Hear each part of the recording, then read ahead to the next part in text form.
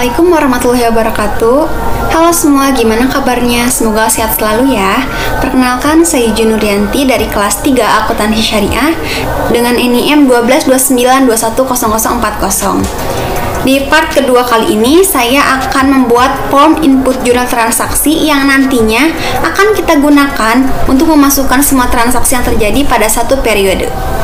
Tanpa berlama-lama, kita langsung saja ke cara membuatnya. Yang pasti kita buka dulu ya Microsoft Access yang kemarin sudah kita buat. Lalu kita klik kwitansi, ke create form. Nah, udah kayak gini, udah jadi deh form input transaksinya. Tapi biar lebih gampang, kita tambahin untuk menyimpannya. Di sini ada button, klik satu kali, kita pilih mau disimpan di mana. Misalnya di sini, kita pilih record operation, add new record, next. Di sini kita pilih mau teks atau berbentuk gambar. Untuk aku pengen teks. Next, finish. Nah, udah kayak gini. Split. Jadi, langsung kita ke form view dulu.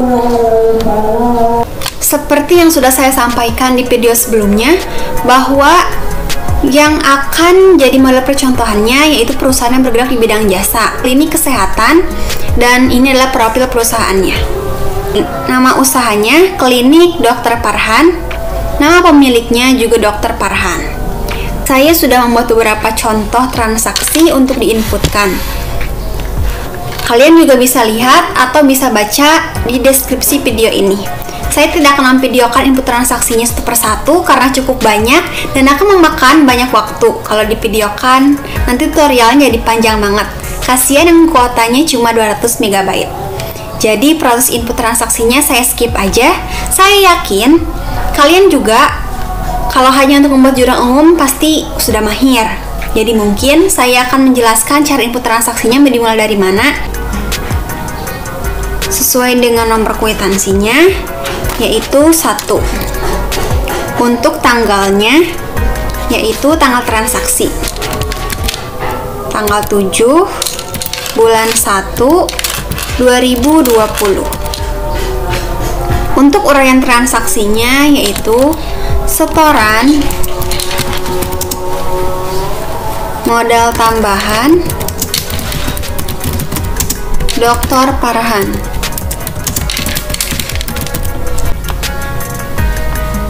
Kas sebesar 500 juta di debit.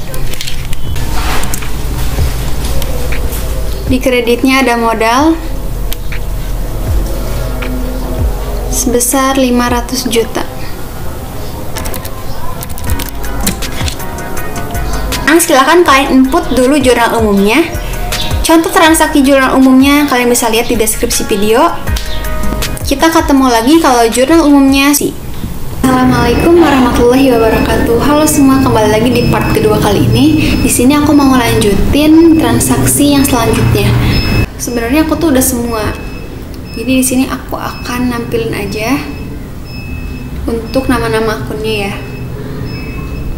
Nah, yang pertama itu pada tanggal 7 Januari Dr. Farhan menyetorkan modalnya sebesar 500 juta. Pertama yang pastinya kas, yang kedua yaitu yang pertama itu modal. Kita terus pencet add record. Nah, setelah itu kita lanjut ke transaksi yang kedua. Nomor kwitansinya 2, tanggalnya tanggal 21. Ini tuh membeli persediaan obat. Nama akunnya obat-obatan sebesar 100 juta dan juga kas berkurang sebesar 100 juta. Add record yaitu pada tanggal 21 membayar beban akomodasi obat. Nama akunnya beban akomodasi sebesar 2.500.000, kemudian kasnya juga berkurang sebesar 2.500.000. Transaksi yang keempat dengan nomor kwitansi 4, tanggalnya tanggal 18 bulan 2 Bayar beban listrik, air dan internet. Nama akunnya biaya listrik, air dan internet sebesar 1.500.000. Kasnya juga berkurang sebesar 1.500.000. Nanti kalau udah kalian klik record. Karena aku udah, jadi aku ini aja. Nomor kwitansinya nomor 5. Tanggalnya tanggal 28 Februari 2020. Uraiannya membayar gaji karyawan.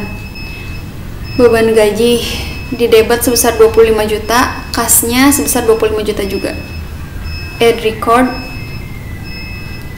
Untuk yang keenam, yaitu pada tanggal 11 Maret, uraian transaksinya menerima pendapatan dari perawatan pasien, kas sebesar 125 juta, pendapatan bertambah sebesar 125 juta.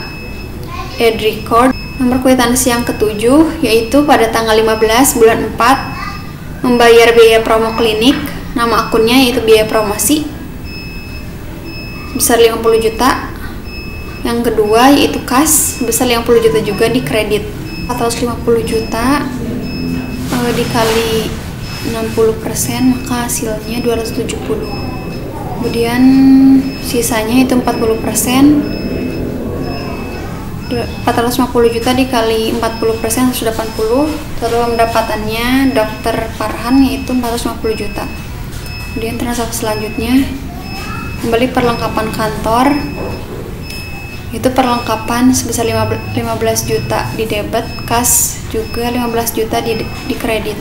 Lalu ada membayar hutang sewa, itu hutang sewa dan kas sebesar 25 juta. Untuk transaksi ke-11, yaitu pada tanggal 18 bulan 7 membayar hutang. Hutangnya di debit 50 juta, kas di kredit 50 juta. Pada transaksi ke-12, pada tanggal 18 bulan 7 pelunasan piutang dari PT RSTU, yaitu kas 180 juta dan piutangnya juga berkurang 180 juta.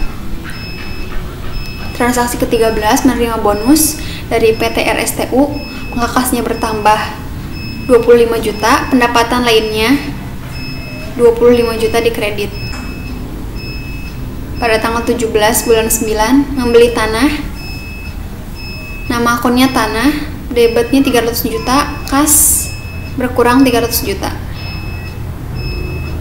Untuk transaksi ke-15 pada tanggal 18 bulan 10 bayar listrik dan internet 1.500.000, kasnya juga berkurang 1.500.000. Transaksi ke-16 pada tanggal 25 bulan 11 bayar gaji karyawan.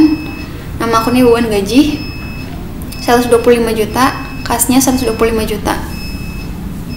Pada transaksi ke-17 yaitu ada AJP pada tanggal 31 bulan 12 biaya perlengkapan selama tahun 2020, yaitu ada 12.490.000. Kemudian perlengkapannya juga 12.490.000. Transaksi ke-18 masih dengan ayat jurnal penyesuaian, yaitu ada obat-obatan yang terpakai selama 2020. Biaya obat-obatan nama akunnya di debit sebesar 253 juta, obat-obatan di kredit sebesar 253 juta. Kemudian ada penyusutan peralatan pada transaksi ke-19. Nama akunnya biaya penyusutan peralatan sebesar 3 juta, akumulasi penyusutan peralatan sebesar 3 juta juga. Pada tanggal 31 penyusutan kendaraan, yaitu biaya penyusutan kendaraan pilihan di debit sebesar 12.500.000, akumulasi penyusutan kendaraan 12.500.000 di kredit. Kemudian pada transaksi ke-21 pada tanggal 31 penyusutan gedung, nama akunnya biaya penyusutan gedung 25 juta, akumulasi penyusutan gedung 25 juta. Oke, karena sudah semua, cukup sekian yang dapat saya presentasikan. Sampai jumpa di part ketiga. Assalamualaikum, see you.